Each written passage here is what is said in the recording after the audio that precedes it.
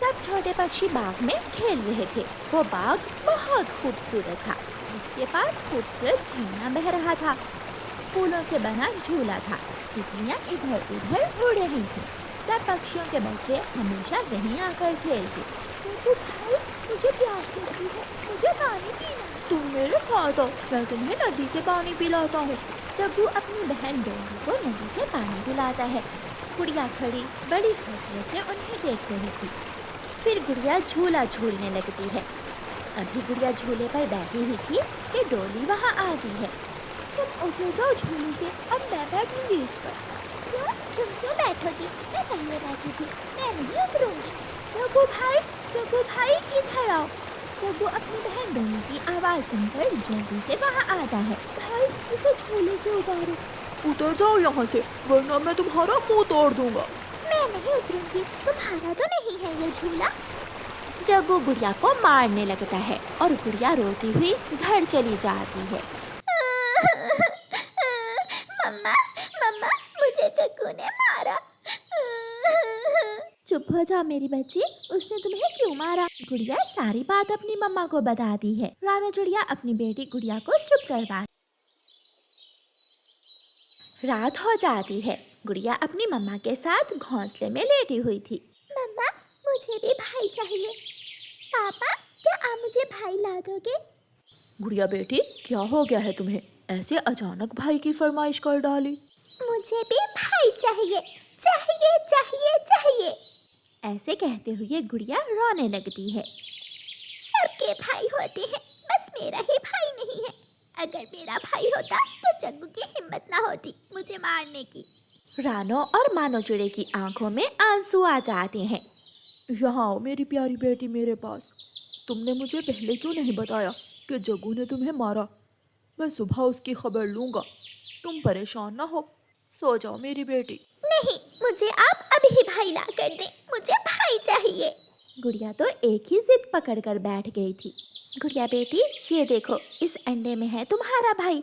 बस कुछ दिन सब्र करो, जब ये बाहर आएगा तो तुम इससे खूब खेलना। जैसे तैसे करके मम्मा और पापा चिड़िया गुड़िया को सुलाते हैं।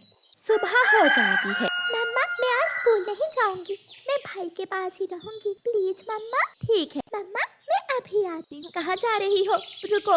मगर गुड़िया तो जल्दी से वहाँ से चली जाती है। गुड़िया फूलों के बाग में जाती है और फिर वहाँ से तरह तरह के फूल तोड़ने लगती है। मेरे प्यारे से भाई के लिए प्यारे प्यारे फूल।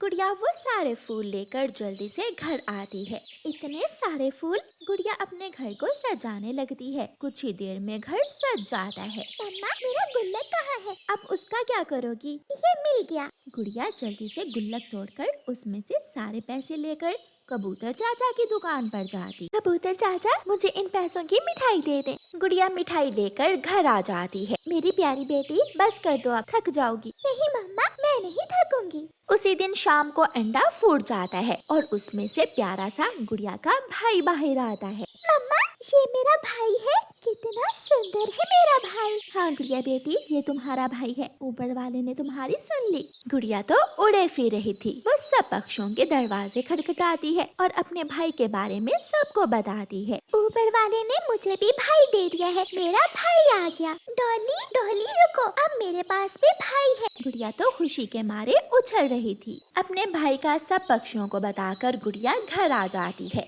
गुड़िया बेटी, तुम खुशी में अपने भाई को मिठाई खिलाना तो भूल ही गई। हाँ, मैं तो भूल ही गई। फिर गुड़िया अपने भाई कुकू को मिठाई खिलाती है। दिन गुजरते गए। गुड़िया अपने भाई कुकू को हर जगह अपने साथ लेकर जाती। गुड़िया की तो उसके भाई में जान बसती थी। कुकू अब बड़ा हो गया था। एक दिन कुकू अपनी मम्मा से कहता है, मम्मा, मुझे मीना बहुत पसंद है, मैं उसे शादी करना चाहता हूँ। अच्छा कुकू बेटा, मैं कल ही मीना की माँ से बात करती हूँ। रानो चिड़िया मीना के घर जाती है और रिश्ते की बात करती है। मीना की माँ हाँ कर देती है। रानो घर आकर सबको बताती है, मम्मा, भाई की शादी हम खूब धूमधाम से करेंगे। मेरे भाई की शादी है, मैं अपनी सब सहेलियों को बुलाऊंगी। ठीक है, अब सो जाओ, सुबह हमें शॉपिंग भी करने जाना है। सब घर वाले बहुत खुश थे। आखिर वो दिन आ ही जाता है जब कुकू दुल्हा बनता है। सब पक्षी रानो के घर पहुंच जाते हैं। कुकू और मीना की शादी हो जाती है।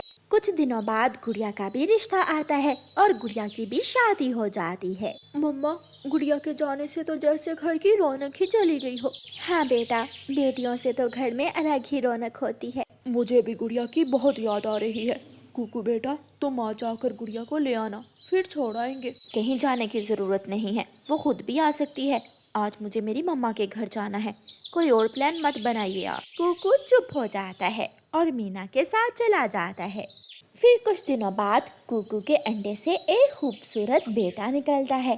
सब बहुत खुश होते हैं। गुड़िया ढेर सारी मिठाइयाँ लेकर आती है। कितना सुंदर है ये कुकू भाई, क्यों ना हम इसका नाम चूचू रखें। हाँ, ये नाम तो बहुत सुंदर है। ये मेरा बेटा है तो इसका नाम भी मैं ही रखूंगी। प्यारे दोस्तों, इस कहानी का अगला भाग देखने के लिए कल तक इंतजार करें।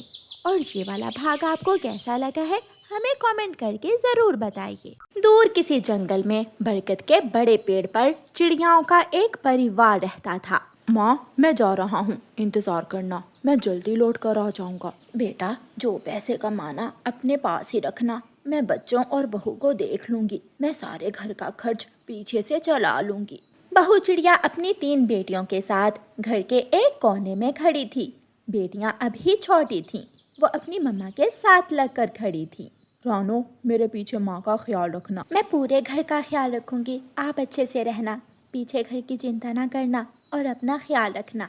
ऐसे अपने परिवार से मिलने के बाद रानो चिड़िया का पति विदेशी जंगल चला जाता है। कुछ दिन तो आराम से गुजर जाते हैं और फिर एक दिन रानो चिड़िया अपनी सास से कहती है, सासू माँ पैसे दें, मैं दुकान से सब्जी ले आऊं। रसोई में दाल पड़ी है, जाओ दाल ही बना लो। माँ, बच्चे दाल खा खा कर तंग आ गए हैं, आज कुछ नया बना लेते हैं। मेरा बेटा विदेश कमाई करने गया है और मैं पीछे से घर को उजाड़ दूं, ऐसा मैं नहीं कर सकती। रानो चिड़िया क्या करती, वो रसोई में जाती है और दाल ही बना लेती है।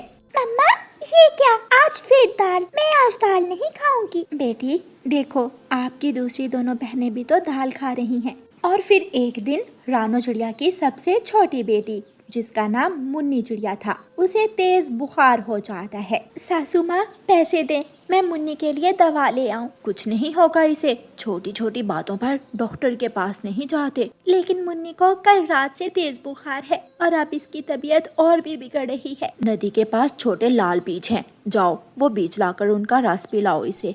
मैं तो अपने बच्चों को लाल बीज का रस ही पिलाया करती थी बुखार में। रानो चिड़िया चुपचाप नदी पर जाती है और लाल बीज तोड़ने लगती है। लूसी कबूतरी रानो चिड़िया के पास आती है। रानो चिड़िया, तुम्हारे पति के पीछे से तुम्हारी सास क्या तुमसे ठीक व्यवहार करती है? हाँ, बाकी सब तो ठीक है, लेकिन जब भी सासू माँ से खर्च के लिए पैसे मांगती हूँ तो उन्हें गुस्सा आ जाता है। ये लाल बीज क्या करोगी तुम? मुन्नी को कल से बुखार है, सासू माँ से दवा के पैसे मांगे तो उसने देने से मना कर दिया। मेरे साथ आओ, मैं देती हूँ तुम्हें मुन्नी की दवा के पैसे। भला इन लाल बीजों से भी कोई बुखार ठीक होता है? रानो चिड़िया खुशी से लूसी के साथ जाती है और लूसी से कुछ पैसे लेकर अपने घर चली जाती है। बच्चों, आपकी दादू कहाँ है? अम्मा, दादू तो नदी से पानी पीने गई है। ठीक है, मैं मुन्नी की दवा लेने जा रही हूँ, आप दोनों एक दूसरे का ख्याल रखना। फिर मम्मा चिड़िया अपनी छोटी बेटी को उठाती है और बुलबुल डॉक्टर के पास दवा लेने चली जाती है। अच्छा हुआ जो आप इसे मेरे पास ले आई, बुखार बहुत तेज था, कुछ भी हो सकता था। मम्मा चिड़िया अपनी बेटी की दवा लेकर घर जाती है। तुम्हारी माँ अभी तक आई नहीं? दादू बच्चों से पूछती है। मम्मा आई थी और अब मुन्नी की दवा लेने गई है। तभी मम्मा चिड़िया भी घर आ जाती है। ये तुमने दवा के पैसे कहाँ से लिए थे? मैं तो नदी के पास लाल बीज लेने गई थी, लेकिन मुझे वहाँ लूसी मिल गई। लूसी ने कहा कि मैं उसे पैसे लेकर मुन्नी की दवा ले आऊं। बेशरम मक्कार, तुम बहुत बुरी हो। तुम्हारा असल चेहरा तो अब मेरे सामने आया। मुझे जंगल में बदनाम करती हो। क्या सोचती हो कि वो कि मैं अपने बेटे के पीछे तुम पर अत्याचार करती हूँ? ऐसा तो कुछ नहीं हुआ, मुझसे मुन्नी का बुखार देखा नहीं जा रहा था। दूसरे दिन सास जंगल जाती है तो उसे गोरी कौवी मिलती है। सुना है तुम्हारी बहू दूसरे पक्षियों से मांग मांग कर गुजारा करती है, क्या तुम उसे कुछ देती नहीं हो? वो जैसी दिखती है ऐसी है नहीं। बहू ये सब मुझे बुरी दिखाने के लिए करती है भी क्या उसके पास? 3 बेटियां। मैं तो कहती हूँ अपने बेटे के आने से पहले पहले उसे निकाल दो घर से। जब तुम्हारा बेटा वापस घर आएगा तो मैं उसकी शादी किसी ऊंचे परिवार में करवा दूंगी। ये सुनकर रानो चिड़िया की सास सोच में पड़ जाती है। कुछ दिनों बाद शाम का वक्त था और तेज बारिश हो रही थी।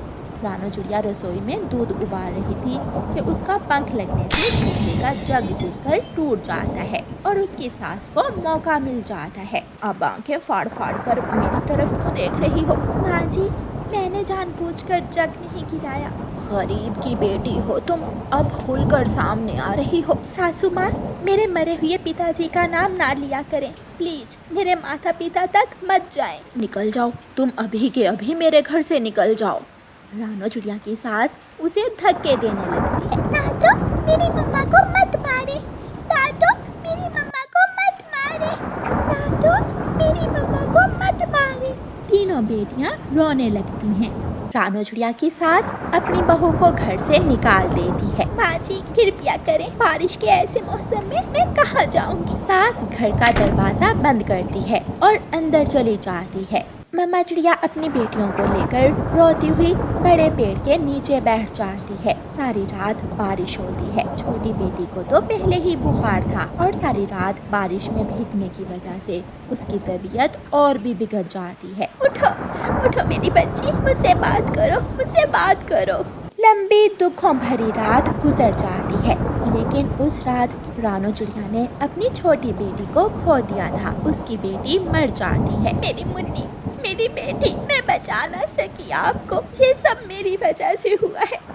अगर मुझे मालूम होता तो मैं कभी आपके पापा को विदेश ना जाने देती। जालिम है आप सासू माँ जी। दोपहर के बाद बारिश रुक जाती है। रानो चिड़िया नदी किनारे बैठी हुई थी कि उसका पति अपना ऑटो वहां आकर रोकता है। रानो का पति उतरता है और ऑटो चला जाता है। आप अचानक, आपने तो अभी 2 महीने बाद आना था। हाँ, मेरा वहाँ दिल नहीं लग रहा था। मुन्नी कहाँ है? आपके जाने के बाद सासू माँ ने मुझ पर बहुत अत्याचार किया।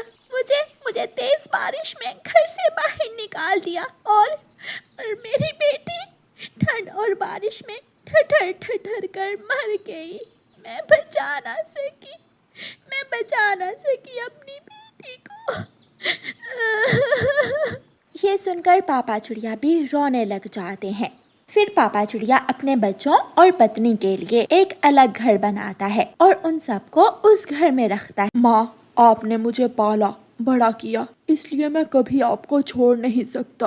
बेटा, मुझे माफ कर दो। मैं जानती हूँ मुन्नी का देहांत मेरी वजह से ही हुआ है। मुझे माफ कर दो। रानो की सास रोती रहती है, अपने किए पर पछताती रहती है, लेकिन गया समय कब लौट कर आता है। प्यारे दोस्तों, इस कहानी को लाइक, अपने दोस्तों के साथ शेयर और चैनल को सब्सक्राइब करना बिल्कुल मत भूलना। आपका धन्यवाद। मम्मा, मैं जंगल घूमने जा रही हूँ। मम्मा, मैं भी जाऊंगा गुड़िया बहन के साथ। मैं भी जंगल घूमने जाऊंगा। मम्मा नहीं, कुकू भाई बहुत शरारतें करता है, मुझे बहुत तंग करता है कुकू भाई। मैं इसे साथ में ही लेकर जाऊंगी। गुड़िया बेटी, भाई है आपका, छोटा है, ले जाएं इसे भी साथ। अगर कुकू बाहर नहीं जाएगा तो सीखेगा कैसे? हाँ मम्मा, अगर मैं बाहर नहीं जाऊंगा तो सीखूंगा कैसे? फिर गुड़िया बेचारी ना चाहते हुए भी कुकू को साथ ले जाती है। गुड़िया आगे आगे जा रही थी और कुकू पीछे पीछे। जाते जाते कुकू को एक बड़े पेड़ में छेद नजर आता है। कुकू वहां जाकर बैठ जाता है। नानू ने बताया था कि ऐसे पेड़ के छेद में तोते के बच्चे होते हैं। मैं छेद में झांक कर देखता हूँ। कुकू पेड़ की छेद में झांक कर देखने लगता है तो उसका सर छेद में फंस जाता है। बचाओ, बचाओ गुड़िया बहन, मुझे बचाओ। अरे, ये कुकू कहाँ चला गया? गुड़िया पलट कर देखती है तो कुकू पेड़ के छेद में फंसा हुआ था। गुड़िया वापस आती है। दिल तो कर रहा है मैं आज कुकू भाई आपको यहाँ छोड़कर मम्मा को बुला कर लाऊं और मम्मा ही आपको यहाँ से बाहर निकाले। गुड़िया बहन, प्लीज मुझे खींचकर बाहर निकालें। मेरा दिल घबरा रहा है, अंदर बहुत अंधेरा है। फिर गुड़िया कुकू को पूंछ से पकड़कर खींचती है और उसे छेद से बाहर निकालती है। अब बताएं, आप वहाँ लेने क्या गए थे? नानो कहती थी कि छेद में तोते के बच्चे होते हैं, मैं वो देखने गया था। अच्छा, अब चलें, हमें आगे जाना है। गुड़िया कुकू को साथ लेकर फिर से उड़ती है। अभी वो थोड़ी ही दूर के थे कि कुकू फूलों के पास रुक जाता है। गुड़िया बहन, मैं फूल देखूंगा। कुकू भाई, फूलों के साथ कांटे भी हैं। अगर कोई कांटा पंख में चुभ गया तो घायल हो जाओगे। कुछ नहीं होगा गुड़िया बहन। कुकू फूलों के पास चला जाता है। उसे एक काले रंग का अलग फूल फूलों के बीच नजर आता है। कुकू आहिस्ता आहिस्ता उस काले रंग के फूल के पास चला जाता है और उसका पंख कांटे में फंस जाता है। गुड़िया बाहर बैठी फूल देख रही थी। गुड़िया बहन, मेरे पंख में कांटा चुभ गया है, मुझे बाहर निकालें, मेरे पंख में दर्द हो रही है। गुड़िया अपने भाई को अकेला कहाँ छोड़ सकती थी। वो कांटों में से गुजरती हुई कुकू को वहाँ से बाहर निकालती है। अगर अब कोई शरारत की तो मैं सारी बात जाकर मम्मा को बताऊंगी। अब मैं कोई शरारत नहीं करूँगा, प्रॉमिस। दोनों बहन भाई फिर से उड़ते हैं और थोड़ी दूर जाकर गुड़िया कुकू से कहती है, कुकू भाई आप इस पेड़ पर बैठ जाएं और मैं आपके लिए मीठा फल लेकर आती हूँ। ठीक है, मैं इंतजार करूँगा। गुड़िया अपने भाई के लिए मीठा फल लेने चली जाती है। वो सामने वाला पेड़ तो नानो के घर के पास है। क्या हम नानो के घर के पास आ गए हैं? जब तक गुड़िया आएगी मैं नानो से मिलाता हूँ। कुकू छोटा था, वो नहीं जानता था कि वो जिस पेड़ को देखकर उड़ रहा है वो पेड़ तो बहुत दूर है। कुकू उड़ता जाता है और उसे ऐसे लगता है जैसे वो पेड़ आगे आगे जा रहा है। उड़ते उड़ते कुकू तो बहुत दूर चला जाता है और रास्ता भूलकर दूसरे जंगल में पहुंच जाता है। जब गुड़िया वापस आती है तो कुकू को पेड़ के ऊपर बैठा हुआ ना देखकर परेशान हो जाती है। वो कुकू को आवाज देती है, कुकू कुकू भाई आप कहाँ हैं? एक बुलबुल उस तरफ आती है। गुड़िया बुलबुल से पूछती है, आंटी बुलबुल क्या आपने मेरे भाई कुकू को देखा है? कुकू तो दूसरे जंगल की तरफ जा रहा था, मैंने उसे थोड़ी देर पहले देखा था। गुड़िया डर जाती है और जल्दी से अपने घर चली जाती है।